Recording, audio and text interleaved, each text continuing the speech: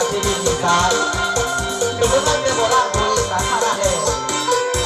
ยังเสียงกับเสียงพี่ยังกันสูงเสียงรับก่อนสู่เจ้าเจ้าพระหาสุโขทัยกันหมดเรื่องเจ้าเจ้าอีสานนอกทีให้จงถึงที่งานขอรำสุราไปหน้าจะปล่อยบ้านพี่น้องพี่น้อง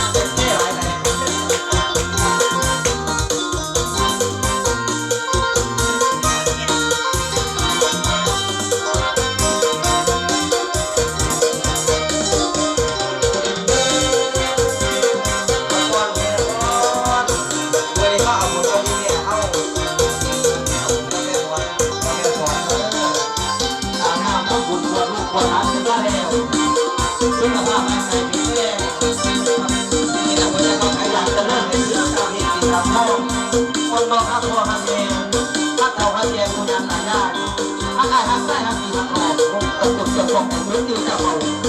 พื้นที่นี้แล้วเขาเรียกว่าพ่อแม่